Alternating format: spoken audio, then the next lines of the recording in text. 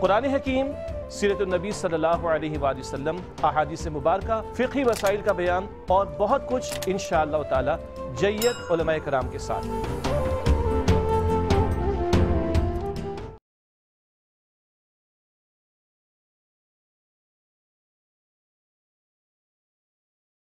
اعوذ باللہ من الشیطان الرجیم، بسم اللہ الرحمن الرحیم، الصلاۃ والسلام علی خاتم النبیین۔ ناظرین کرام، میں آپ کا میزبان شاہد مسرور، پروگرام ہے روشنی سب کے لیے، اور آج روشنی سب کے لیے میں ہم جہاں مختلف موضوعات پر گفتگو کرتے ہیں، تو آج بھی زندگی کے ایک بہت اہم موضوع کو لے کر آپ کی خدمت میں حاضر ہوئے ہیں۔ ہم لوگ جو اللہ تعالیٰ کی رضا حاصل کرنے کے لیے کوششوں میں مصروف رہتے ہیں، ہمیں یہ علم ہونا چاہیے کہ اللہ تعالیٰ کی رضا حاصل کرنے کا طریقہ یہ ہے کہ ہم اللہ تعالیٰ کی جو مخلوق ہے، جس سے اللہ تعالیٰ بہت زیادہ محبت کرتا ہے، میں نے لفظ مخلوق استعمال کیا، اللہ کے بندے یعنی اللہ کی مخلوق میں انسان جو ہم ہیں، اور اللہ تعالیٰ نے ہماری نسبت سے یہ فرمایا کہ قرآن حکیم میں بھی کہ اللہ تعالیٰ اپنے بندوں سے 70 ماؤں سے زیادہ پیار کرتا ہے، تو یعنی لامتناہی ایک ماں کی محبت کا احاطہ ہم نہیں کر سکتے، یہاں 70 ماؤں کا تذکرہ ہے۔ تو اللہ تعالیٰ کی یہ محبت، کیونکہ وہ غفور ہے، رحیم ہے، رحمان ہے، اللہ تعالیٰ کو اپنی تمام مخلوقات سے بہت محبت ہے، اور اگر ہم اللہ تعالیٰ کی خوشنودی چاہتے ہیں، رضا حاصل کرنا چاہتے ہیں، تو ہمارے لیے ضروری یہ ہے کہ ہم اللہ تعالیٰ کی مخلوق سے محبت کریں، اللہ تعالیٰ کی مخلوق کی خدمت کریں، اللہ تعالیٰ کی مخلوق کے لیے ہم ہمدردی کا اور خدمت کا جذبہ رکھیں۔ اللہ تعالیٰ نے جتنی بھی مخلوقات پیدا کیے ہیں، چاہے وہ نباتات ہوں، جمادات ہوں، یعنی پہاڑ ہوں، یا پھر وہ حیوانات ہوں انسانوں کے علاوہ، یہ سب انسان کو فائدہ پہنچانے کے لیے ہیں۔ یہ جو سانپ ہوتا ہے، اس کا زہر بھی تریاق بن جاتا ہے۔ تو جب ہم فائدہ حاصل کرتے ہیں اللہ تعالیٰ کی مخلوقات سے، جیسے کہ ایک درخت ہے، تو درخت جو ہے وہ یہ نہیں پوچھتا کہ کون انسان جو ہے وہ اس سے ثمربار ہوگا، یعنی درخت جو ہے وہ جب پھل دے گا، ثمربار ہوگا، تو اس سے کون فائدہ اٹھائے گا، کون انسان، کتنے انسان۔ درخت اپنا کام کر رہا ہے، پانی اپنا کام کر رہا ہے، سورج اپنا کام کر رہا ہے، چاند اپنا کام کر رہا ہے۔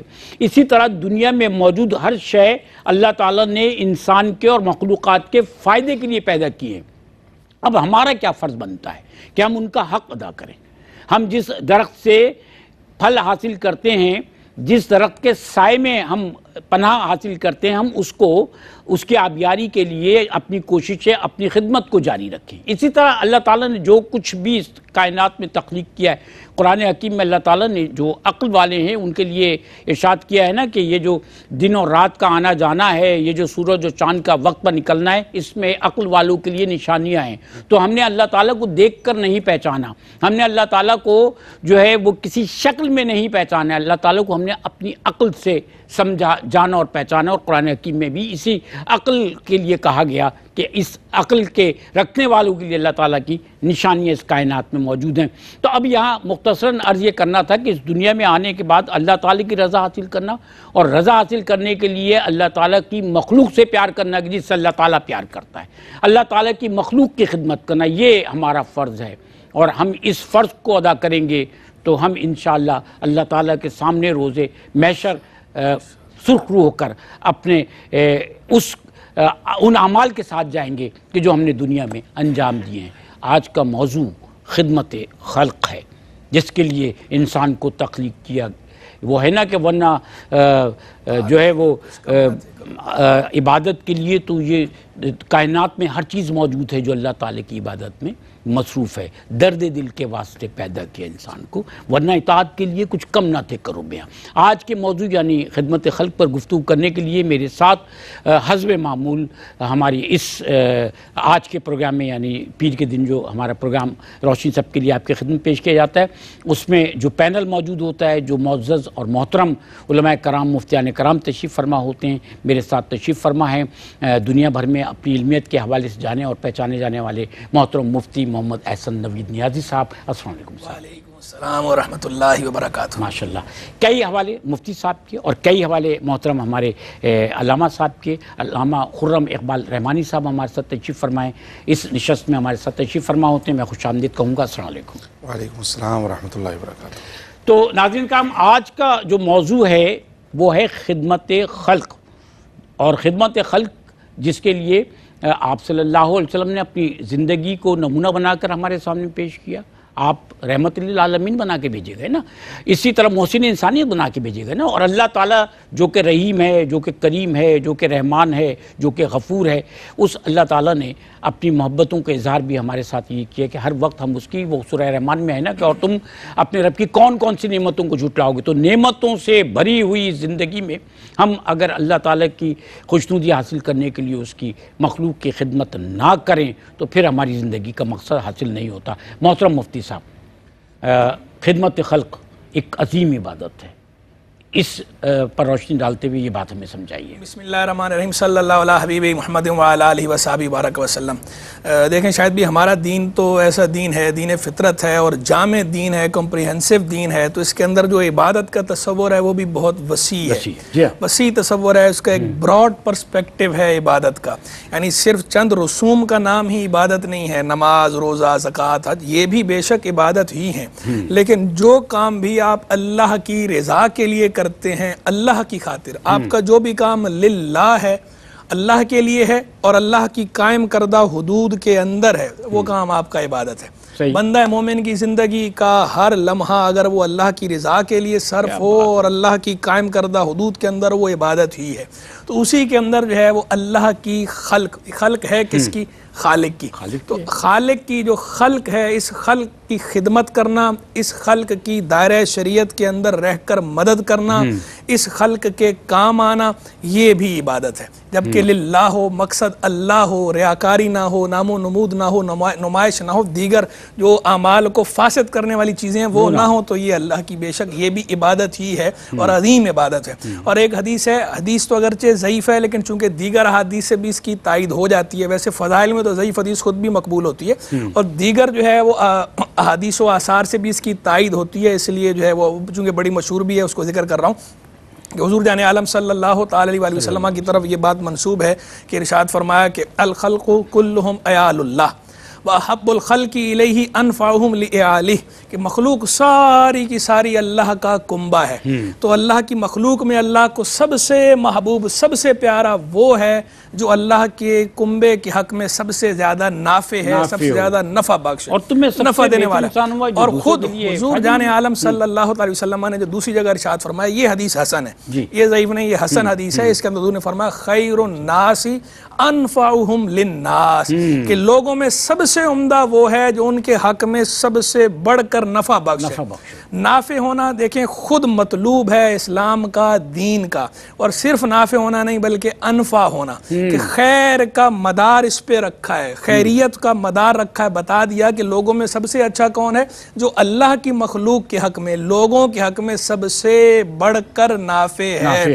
اس سے دیکھیں اس نفع کے اندر عموم رکھا گیا ہے، یہاں یہ قید نہیں لگائی گئی کہ کسی مخصوص چیز میں نفع پہنچانا، اور یہ قید بھی نہیں لگائی گئی کہ دین کے میں نفع پہنچانا یا دنیا میں نفع پہنچانا، یعنی عام ہے، اللہ کی مخلوق کے آپ کام آئیں گے، ان کے دین میں کام آئیں گے، یہ بھی نفع ہے، ان کی دنیا میں کام آئیں گے دائرہ شریعت کے اندر رہ کر، یہ بھی نفع ہے۔ تو خیریت کا مدار اس پر ہے کہ آپ نے اللہ کی مخلوق کو نفع پہنچانا ہے، دین کے معاملے میں بھی نفع پہنچانا ہے، دنیا کے معاملے میں بھی نفع پہنچانا ہے، اور ان کی آخرت جس سے اچھی ہو جائے اس معاملے میں بھی ان کو نفع پہنچانا ہے۔ وہ سارے کے سارے اس حدیث کے عموم کے اندر شامل ہیں، سرکار کے مبارک کلمات، جامع کلمات، کوزے کے اندر دریا کو سمیٹ دینے والے کلمات سمو دیتے ہیں سرکار، جو ہے مختصر جملے ارشاد فرمائے اور اس کے اندر اتنے مفاہیم ہیں، ہر طرح کا نفع آ گیا، اور آگے بھی فرمایا للناس، یہاں بھی قید نہیں لگائی، کسی مخصوص گروہ کی قید نہیں لگائی، تو یعنی بلا امتیاز ناس جتنے بھی ہیں، انسان جتنے بھی ہیں، جب آپ انسانوں کو نفع پہنچائیں گے اللہ کی خاطر، یہ ذہن میں رہے کہ وہ خیریت تبھی ہے للہ ہوگا، جب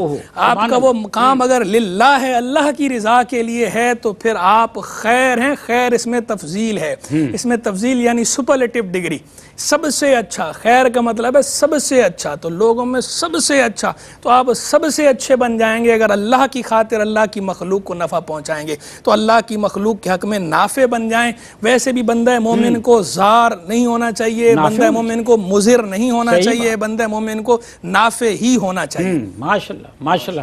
جیسے کہ ابھی مفتی محمد احسن نوید نیازی صاحب فرما رہے تھے کہ شریعت کی جو ہے روح سے جو کام ہمیں کرنے چاہیے خدمت خلق کے، اس ایک دائرے میں رہتے ہوئے، تو اب اس دائرے میں رہتے ہوئے جو کام کرنے چاہیے، تو میں آپ سے جاننا یہ چاہتا ہوں کہ خدمت خلق کے لیے وہ کون سے کام زیادہ اہم اور ضروری ہیں جو انسان کو کرنے چاہیے؟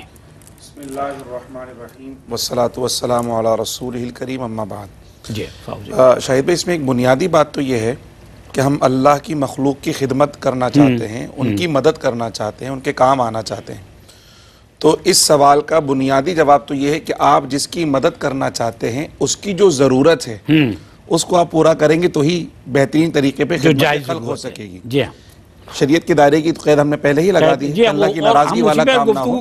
جی، ہماری گفتگو اسی پہ ہوتی ہے، اللہ کی ناراضگی والا کام نہ ہو، تو جس کی جو ضرورت ہے جی اس ضرورت کے مطابق اس کی مدد کری جائے، یہی سب سے بہتر اور مناسب ہے۔ بلا شبہ۔ اب جو ضروریات ہیں اس کو اگر ہم دیکھیں تو مختلف طریقوں سے دیکھا جا سکتا ہے، جیسے ایک ہے عمومی ضرورت، ہر انسان کی ضرورت، اور ہر انسان کی ضرورت ہے ہدایت، جیسے قبلہ مفتی صاحب بھی ارشاد فرما رہے تھے، ہر انسان کی ضرورت ہے آخرت کو اچھا بنا دینا، آخرت کو اچھا کرنا، دنیا کے اندر بھی اللہ کی نافرمانی سے بچانا، بلا شبہ رب کی نافرمانی سے بچانا، یہ ہر انسان کی عمومی ضرورت ہے، اور بلا تفریق اس کے لیے کام کرنا چاہیے۔ بلکہ قرآن مجید میں اللہ تعالیٰ نے مسلمانوں کے لیے فرمایا کنتم خیر امت اخرجت للناس تأمرون بالمعروف وتنہون عن المنکر۔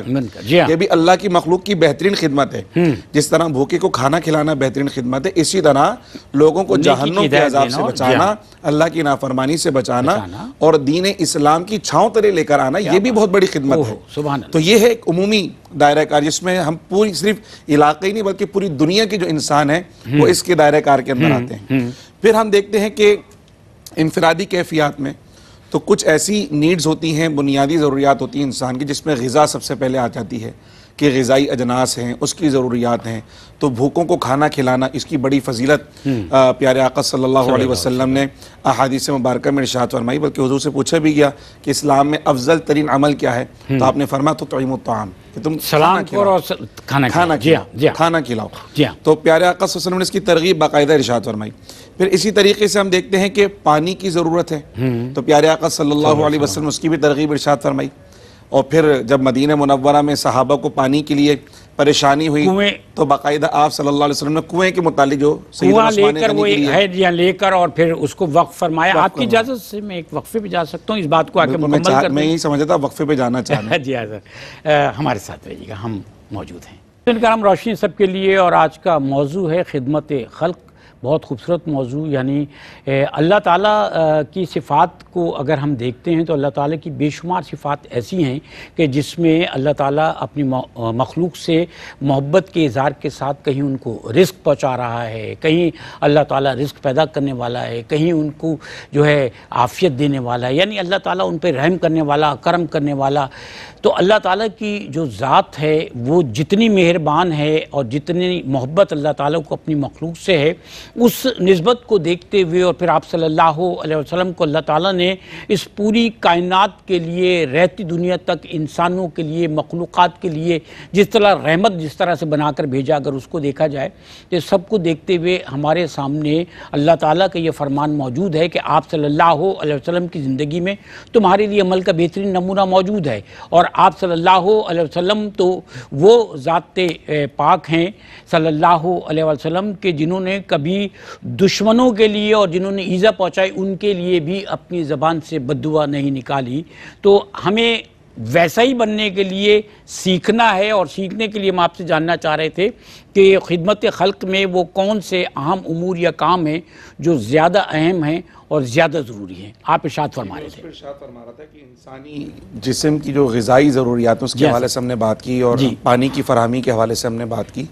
پھر اسی میں ایک شعبہ ہے صحت کا شعبہ۔ جی ہاں، اس وقت جو پریشانی ہے زیادہ تر لوگوں کو صحت کے مسائل کے اندر، انسان کی زندگی کی بنیادی ضروریات یہی ہیں۔ جی بالکل، تو صحت کے حوالے سے بھی ایک بہت بڑا شعبہ ہے خدمت خلق کا، اس کے اندر کام کرنا۔ اور اس کے ساتھ ساتھ ایک اور بہت بڑا شعبہ ہے، چونکہ معاشرے میں امن، سکون اور استحکام اگر چاہتے ہیں، پراسپیرٹی اگر چاہتے ہیں، تو تعلیم کو عام کرنا ضروری ہے۔ امن کے لیے تعلیم ضروری، صحیح آپ نے فرمایا۔ تو تعلیم کو عام کرنے کا جو شعبہ ہے خدمت خلق، یہ بھی بہت اہم شعبہ ہے اور اکثر لوگوں کی اس طرف توجہ نہیں ہے۔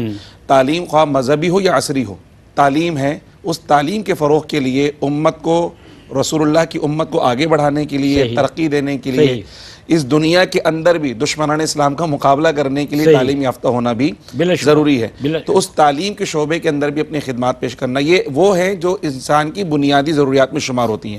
پھر انڈیویجول نیڈ سب کی مختلف ہوتی ہیں، کسی کے ساتھ کرائے کا معاملہ ہے، کسی کے ساتھ بچیوں کی شادی کا معاملہ ہے، اور دیگر معاملات آتے رہتے ہیں۔ تو جس طرح ممکن ہو سکے اللہ نے جو آپ کو صلاحیتیں دی ہیں، اپنی صلاحیتوں سے دوسروں کو فائدہ پہنچانے کی کوشش کریں۔ مال دیا ہے تو مال کے ذریعے، اگر اللہ نے تعلقات دی ہیں تو تعلقات کے ذریعے، اگر اللہ نے آپ کو گفتگو کرنے کا فن دیا ہے تو اس کی حوصلہ افزائی کر کر، اور کچھ بھی نہیں کر سکتے نا تو اس کے لیے دعائے خیر کر کر اس کو فائدہ پہنچانا۔ کیا بات ہے! اصل میں صحیح بات ہے کہ صرف مال سے کسی کی خدمت نہیں ہوتی، صرف مال سے نہیں ہوتی، مختلف طریقوں سے کوشش کرنے سے بھی ہوتی ہے۔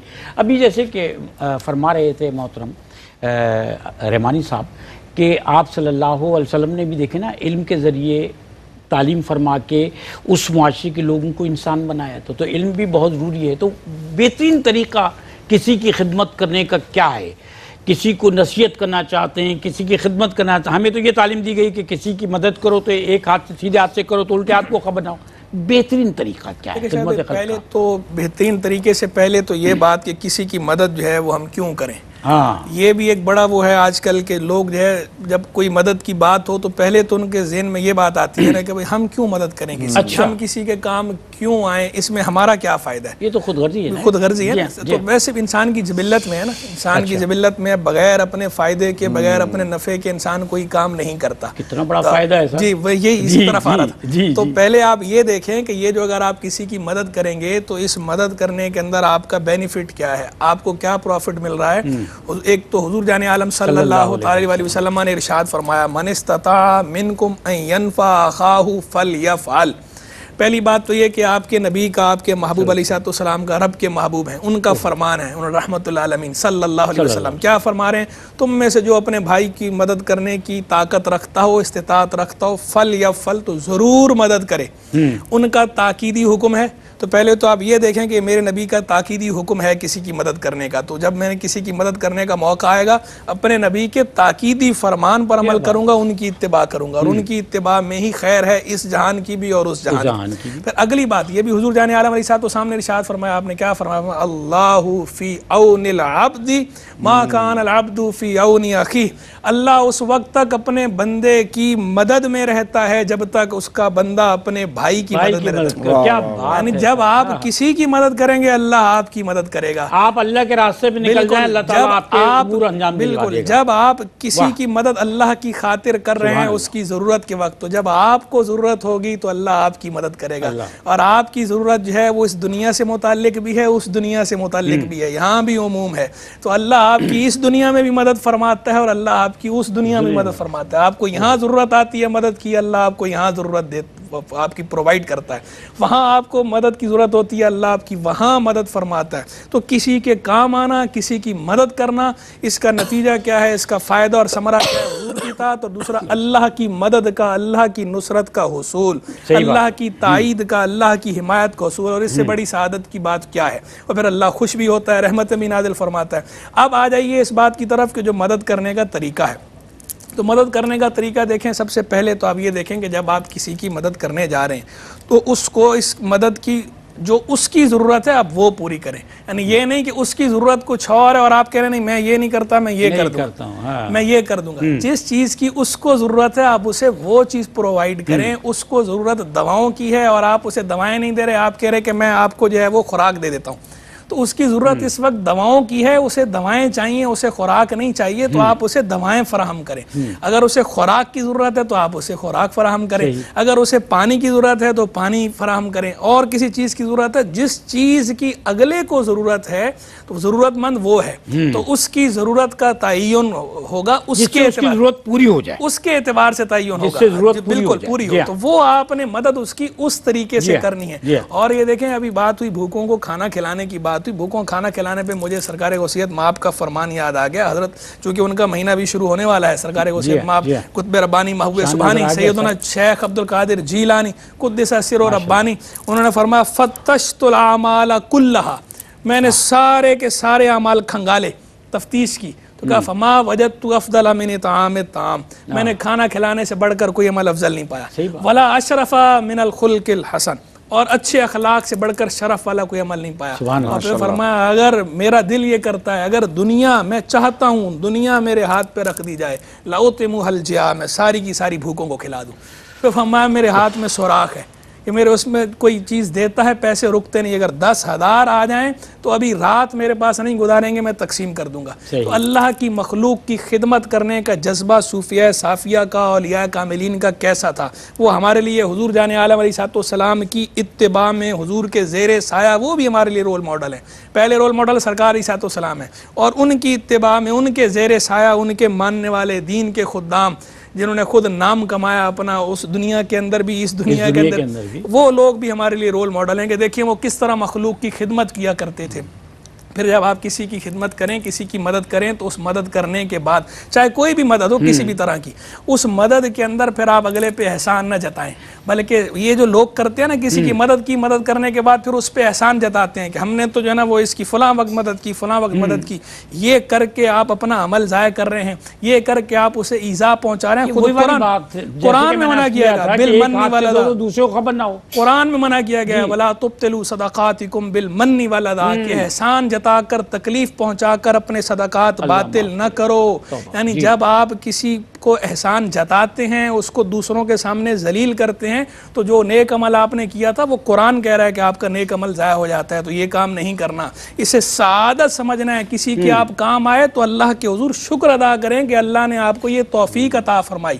اور پھر تیسری بات یہ کہ پھولے نہیں اپنے اندر، کہ آپ نے جو اگلے کی مدد کی ہے تو اگلے کی مدد کر کے آپ پھول رہے ہیں کہ جی میں نے بڑا کارنامہ سر انجام دیا ہے، میں تو یہ بھی کرتا ہوں، یہ بھی کرتا ہوں۔ دینے والا وہ ہے، وہ آپ کو ذریعہ بنا رہا ہے، تو اس کے حضور شکر ادا کریں، پھولے مت، اس نے آپ کو ذریعہ بنایا ہے۔ وہ ہے نا کہ اگر تم سے کسی کی امید ہے تو اپنے خوش ہو کہ اللہ تعالیٰ نے بالکل اور اس قابل بنایا، اور آپ جو ہے اس یہ دعا مانگیں کہ اللہ آپ کو ذریعہ بنائے رکھے اور لوگوں کی بد دعائیں نہ لیں، بد دعائیں نہ لیں لوگوں کی۔ اور تیسری بات یہ کہ آپ جب ان کو کوئی چیز دے رہے ہیں تو یہ نہیں کہ آپ ان کی بڑی بڑی تصویریں بنا رہے ہیں، بڑی بڑی تصویریں بنا کے آپ جو ہے سوشل میڈیا پہ عام کر رہے ہیں، کہ جس سے جو ہے وہ ان کی سبکی ہو رہی ہے، انہیں خفت اٹھانی پڑ رہی ہے۔ اگلے کی عزت نفس کا بھی خیال کریں، جب آپ کسی کی مدد کریں تو مدد اس طرح کریں کہ جو اس کی عزت نفس ہے وہ بھی برقرار رہے۔ سیلف ریسپیکٹ جو ہے ہمارا دین ہمیں یہ سکھاتا ہے، تو ہم اس طرح کے کام نہ کریں۔ تو مدد کرنے کے بہترین طریقے جو تھے میں نے کچھ عرض کر دیے، باقی انشاءاللہ پھر اگلے انشاءاللہ۔ جی ہاں، اچھا میں رحمانی صاحب آپ سے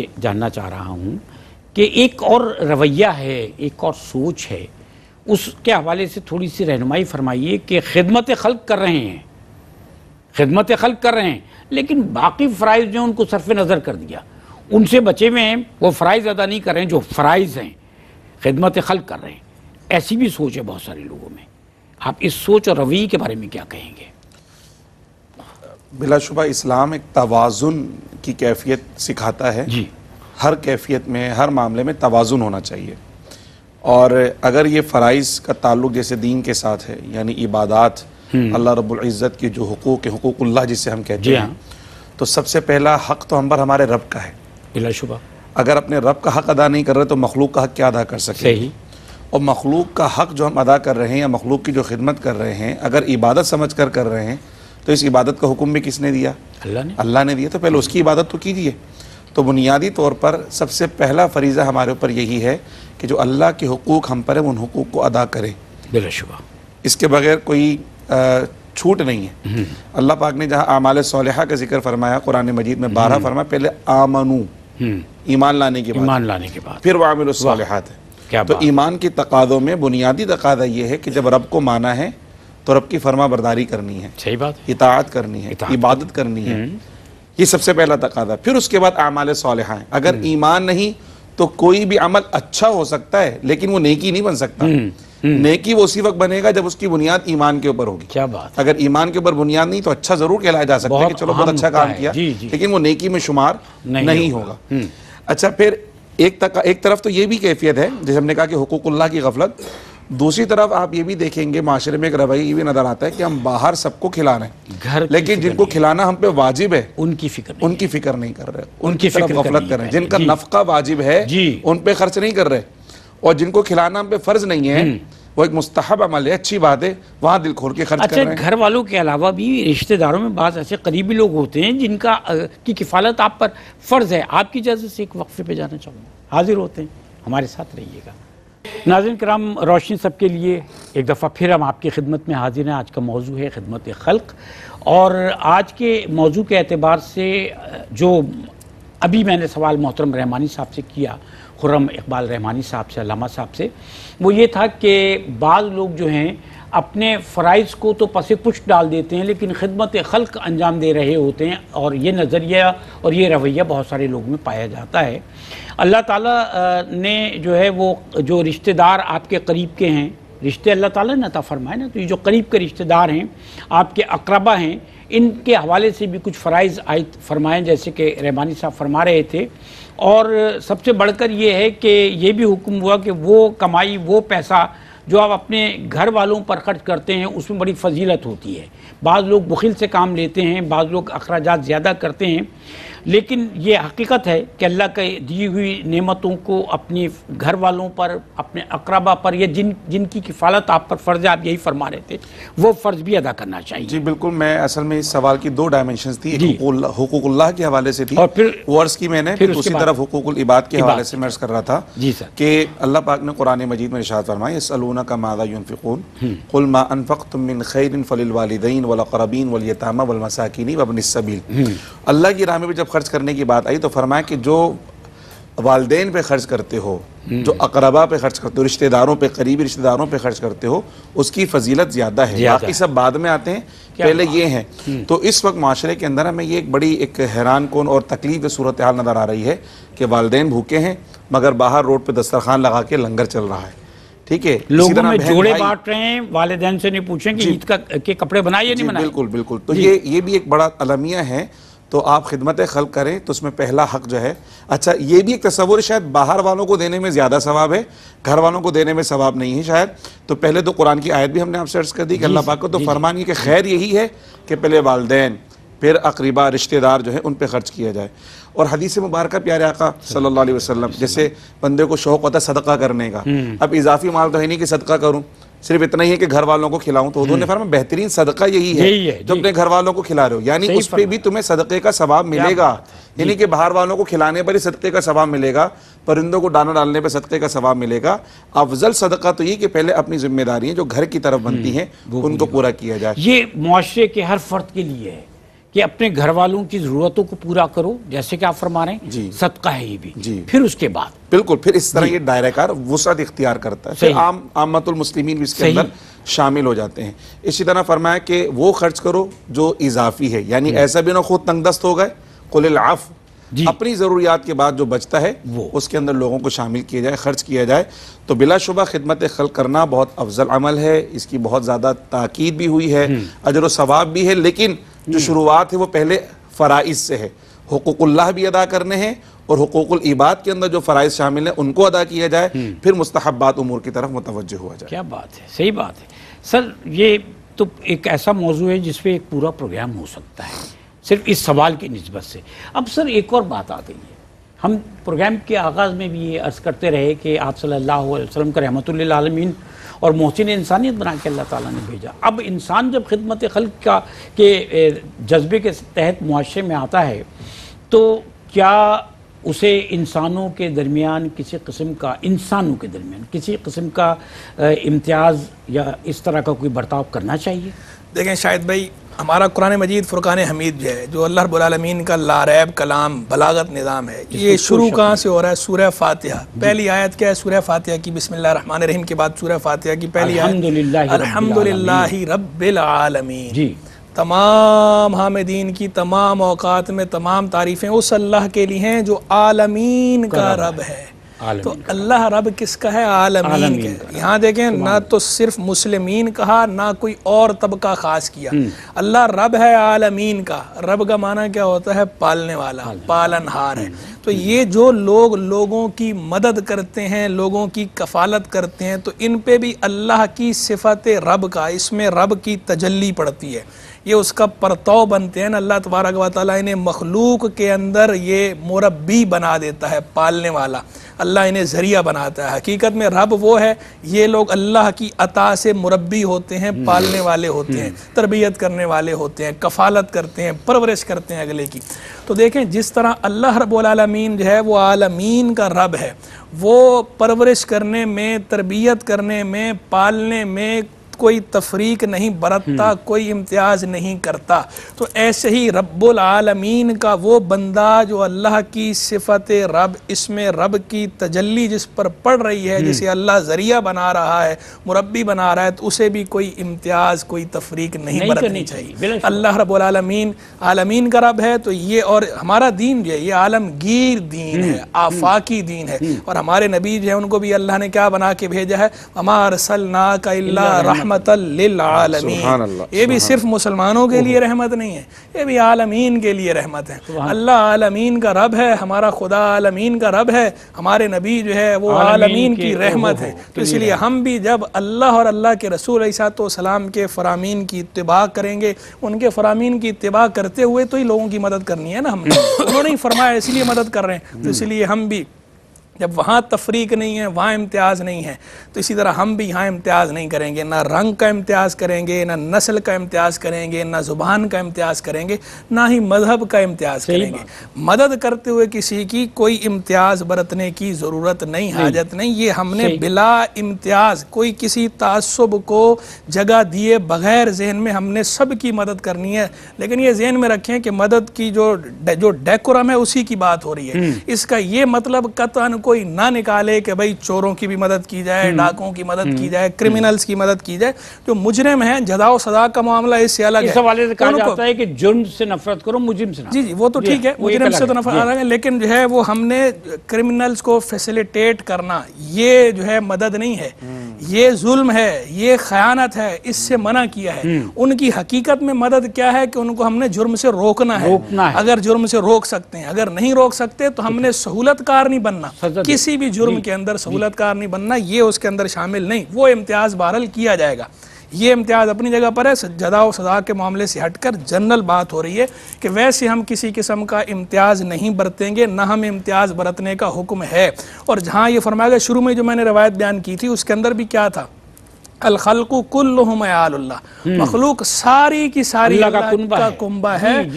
احبہم الیہ, اللہ کو احب الخلق الیہ, سب سے محبوب کون ہے, انفعہم لعیالی, سب سے پیارا اللہ کو کون ہے مخلوق میں کہ جو اس کے کنبے کے حق میں سب سے بڑھ کر نافع ہے.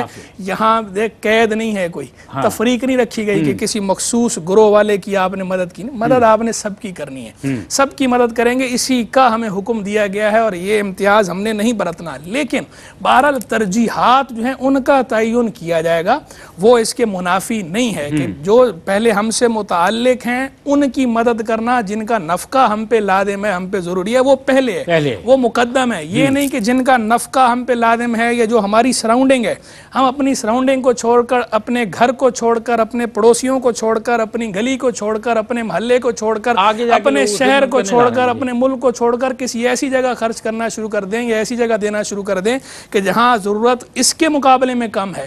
ہاں اگر کہیں کوئی ایسی ہنگامی ضرورت پیش آ گئی ہے, مثلا کہیں سیلاب آ گیا ہے, کہیں طوفان آ گیا, زلزلہ آ گیا, کوئی ایسے انسیڈنٹ ہو گیا, کوئی بھی ایسا عالمی ہے, ٹریجڈی ہو گئی ہے, کوئی انسیڈنٹ ہو گیا, تو وہاں پر تو ٹھیک ہے, وہ ہنگامی حالات ہوتے ہیں, ان کے اندر تو ٹھیک ہے آپ ان ساری چیزوں کو بائی پاس کر سکتے ہیں, ڈائریکٹ ان کی مدد کر سکتے ہیں. لیکن عام حالات میں پہلے آپ نے جو خوشحالی کی بات ہے, پروسپیرٹی کی بات ہے, پہلے آپ نے اپنے گھر کو صحیح کرنا ہے.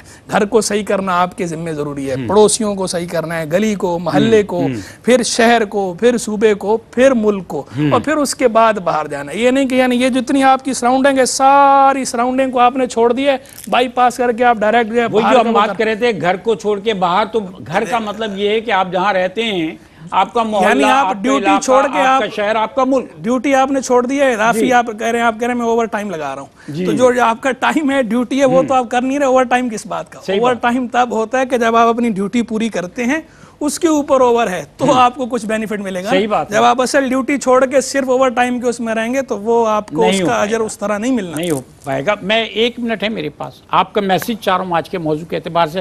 آپ نے بڑی خوبصورت ایک بات یہ بھی کہی کہ جب تک ایمان نہ ہو تب تک جو ہے ہمارے سالے جو ہے اس کا وہ درجہ نہیں ہوتا. سر میسج آپ کا چاہیے. میسج بنیادی طور پر یہی ہے کہ اس معاملے کے اندر بھی اپنی نفس کی اتباع نہیں کرنی، میرا دل چاہ رہا ہے میں یہ کر دوں، مجھے یہ کام زیادہ اچھا لگتا ہے، کوشش یہ کرنی کہ اللہ اس کے رسول کا جو حکم ہے اس کے مطابق اللہ کی مخلوق کی خدمت کی جائے۔ جب اللہ اس کے رسول کے حکم کی اتباع کریں گے تو حقیقی طور پہ نفع پہنچانے والے بنیں گے۔ نفس کی اتباع کریں گے، اللہ اس کے رسول کے حکم کو بالائے طاق رکھیں گے، ہو سکتا ہے کوئی وقتی نفع تو پہنچے لیکن اخروی جزا کے مستحق نہیں ٹھہریں گے۔ اس لیے اسلام ایک مکمل دین ہے، ہر معاملے میں رہنمائی فراہم کرتا ہے، تو جہاں اس نے انسانیت کی خدمت کا حکم دیا وہ انسانیت کی خدمت کرنے کا سلیقہ بھی سکھایا ہے۔ ہم اس سلیقے کو اختیار کرنا ہوگا تاکہ حقیقی طور پر ہم اپنی ذات کے لیے، اپنے خاندان کے لیے، اپنے ملک و قوم کے لیے اور پوری امت مسلمہ کے لیے نفع پہنچانے والے بن سکیں۔ ماشاءاللہ ماشاءاللہ، بہت شکریہ محترم علامہ خرم اقبال رحمانی صاحب، محترم مفتی محمد احسن نوید نیازی صاحب، آپ دونوں کی آمد کا بہت شکریہ۔ بڑی مفید گفتگو رہی، موضوع بھی بہت آج کا اہم، اور یہ موضوع ہی نہیں بلکہ دین کا پیغام ہے ایک طرح سے، کیونکہ دین کی بنیاد ہماری جو ہے وہ خدمت انسانی پر ہے۔ ناظرین کرام، ہم اس زندگی میں اس سے پہلے بھی ہم کئی دفعہ یہ بات کر چکے ہیں کہ ہم یہاں صرف زندگی گزارنے نہیں آئے ہیں، بلکہ ہم اپنی زندگی کو دوسروں کے لیے فائدہ مند بنا کر اللہ کی رضا حاصل کرنے کے لیے آئے ہیں۔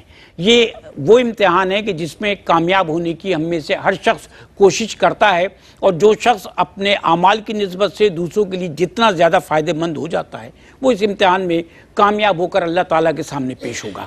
اب بات یہ ہے کہ ہم اس زندگی میں لوگوں کی کس کس طریقے سے مدد کرتے ہیں، جس کا کہ یہاں پر اظہار کیا گیا، بتایا گیا کہ ہم شریعت اور دین کے بتائی ہوئی حدود میں رہتے ہوئے کسی بھی انسان کی، اللہ کی مخلوق کی کیسے مدد کرتے ہیں۔ جب ہم ایسی مدد کر کے یہاں سے جاتے ہیں کہ اس کے اثرات، اس کے معاملات دنیا میں رہ جائیں اور اس سے لوگ ہمارے جانے کے بعد بھی فائدہ اٹھاتے رہیں، تو بھی ہمیں ثواب ملتا رہتا ہے کہ یہ صدقہ جاریہ بن جاتا ہے۔ زندگی میں نیکی اور اچھے کام ایمان اور احتساب کے ساتھ کیجیے، یہ ہمارے لیے، آپ کے لیے اللہ کا اور اللہ کے رسول صلی اللہ علیہ وسلم کا پیغام ہے۔ اپنی دعاؤں میں یاد رکھیے گا۔ اللہ حافظ۔